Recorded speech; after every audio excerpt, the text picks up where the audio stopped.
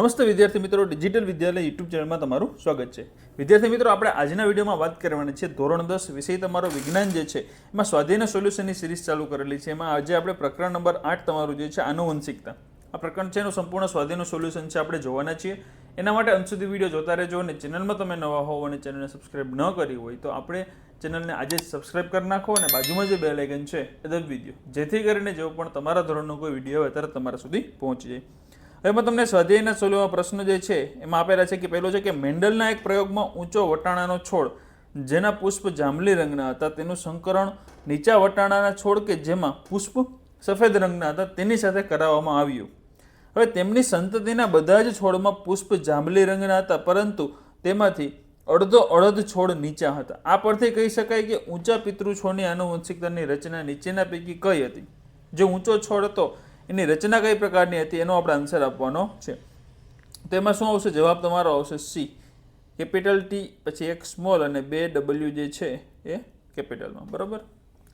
ત્યારબાદ છે બીજું કે એક અભ્યાસ પરથી જાણી શકાયું કે આછા રંગની આંખોવાળા બાળકોના પિતૃની એટલે કે માતા પિતાની આંખો પણ આછા રંગની હોય છે। તેના આધારે શું આપણે કહી શકીએ કે આંખોના આછા રંગનું લક્ષણ પ્રભાવી છે કે પ્રચ્છન્ન છે? બરાબર, પ્રભાવી ને પ્રચ્છન્ન, આની પરથી ખ્યાલ આવે। તમારા જવાબની સમજૂતી આપવાની છે। હવે જો આંખોના રંગનું લક્ષણ છે એ પ્રભાવી કે પ્રચ્છન્ન એવું કહી શકાય નહીં, કારણ કે બંને અલગ અલગ લક્ષણોની પ્રકૃતિનો અભ્યાસ કર્યા સિવાય આંખોના રંગની અભિવ્યક્તિ વિશે કંઈ પણ કહી શકાય નહીં, બરાબર। ચાલો, ત્યારબાદ છે ત્રીજો ક્વેશ્ચન કે કૂતરાની ચામડીના પ્રભાવી રંગને જાણવા માટે હેતુથી એક પ્રોજેક્ટ બનાવો। હવે પહેલાં તો જે પ્રભાવી જનીન જે છે એટલે રંગ છે એ કેવો છે એનો? સફેદ, અને પ્રચ્છન્ન જનીન હોય તો એનો રંગ કેવો હોય? સ્મોલ W એટલે કે કાળો રંગ હોય, બરાબર। હવે સફેદ રંગ અને કાળો રંગ, બરાબર। હવે અહીંયા તમને છે કે ભાઈ આ જે પ્રચ્છન્ન છે અને આ પ્રભાવી છે, સફેદ રંગ છે, બરાબર। એટલે ભાઈ કાળો ધોળો બેમાંથી કોઈ પણ રંગ આવી શકે એવી શક્યતા છે, પરિણામ સરખા જ આવશે। હવે F1 પેઢી પહેલી જે છે એમાં બધા જ કૂતરા સફેદ રંગવાળા જોવા મળે। પહેલી પેઢીમાં બધા કૂતરા કેવા મળે? સફેદ રંગવાળા। હવે આ પેઢીના કૂતરા વચ્ચે સ્વફલન કરાવતા શું થાય? એટલે કે નર અને માદા વચ્ચે સ્વફલન કરાવી એટલે શું થાય? કાળા ધોળા, બરાબર।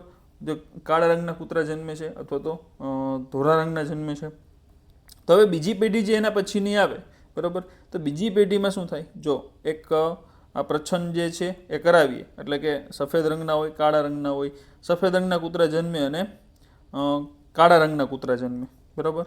બે પોસિબિલિટી છે, એટલે કે 3:1 પ્રમાણનો રેશિયો છે એ જોવા મળે, બરાબર। આ રંગનું છે આ રીતનું છે આપણે એક પ્રોજેક્ટ છે બનાવી શકીએ, બરાબર।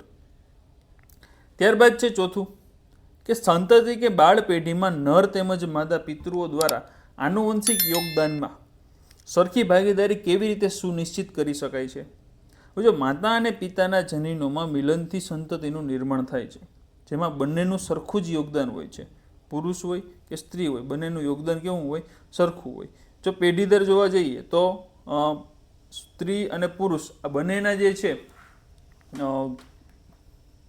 પેઢી, બરાબર, F1 પહેલી પેઢી જોઈએ કે સ્ત્રીના જે રંગસૂત્ર છે અને પુરુષના રંગસૂત્ર છે। હવે સ્ત્રી હોય તો એમાં 50% ચાન્સ છે ને 50% પુરુષમાં, કારણ કે પુરુષ જે છે એમાં XY રંગસૂત્ર હોય અને સ્ત્રીમાં શું હોય? XX રંગસૂત્ર હોય।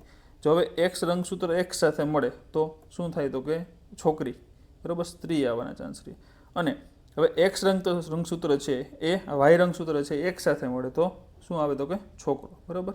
એટલે નર અને પુરુષ બંનેનું કેટલું છે? 50-50% યોગદાન છે, બરાબર। આ XY અને આ XX, આ સ્ત્રીના જો XX સાથે થાય અને આ XY જે છે એ XX સાથે થાય, નર સાથે થાય, તો બંનેના ચાન્સ કેવા છે? 50-50% છે, બરાબર। તો આ રીતે આપણે કહી શકીએ કે ભાઈ સંતતિનું નિર્માણ બંનેનું કેટલું યોગદાન છે? તો કે સરખું યોગદાન છે, સુનિશ્ચિત થાય છે। ક્લિયર? ચાલો, તો અહીંયા આપણું જે ચેપ્ટર 8 હતું આનુવંશિકતા, બરાબર, તેનું સંપૂર્ણ સોલ્યુશન છે આપણે જોઈ ગયા છીએ। આવી જ રીતે તમારા બધા ચેપ્ટર છે એનું સંપૂર્ણ સોલ્યુશન છે સ્વાધ્યાયનું આપણે આપણા ચેનલમાં જોવાના છીએ। તો એના માટે તમારે ચેનલ સાથે જોડાયેલું રહેવાનું છે। ચેનલમાં તમે નવા હોવ અને ચેનલને સબસ્ક્રાઇબ ન કરી હોય તો અત્યારે જ આપણી ચેનલ છે એને સબસ્ક્રાઇબ કરી નાખો અને બાજુમાં જે બેલ આઇકન છે એ દબાવી દો, જેથી કરીને જેવો પણ તમારા ધોરણનો કોઈ વિડીયો આવે તરત તમારા સુધી પહોંચી જાય। અને ખાસ મિત્રો, આ વિડીયો છે તમારા બધા મિત્રોને શેર કરજો, જેથી એને પણ સંપૂર્ણ સોલ્યુશન છે મળી જાય। ચાલો મિત્રો, મળીએ આપણે નવા વિડીયોમાં, ત્યાં સુધી આવજો મિત્રો। જય હિન્દ, જય ભારત।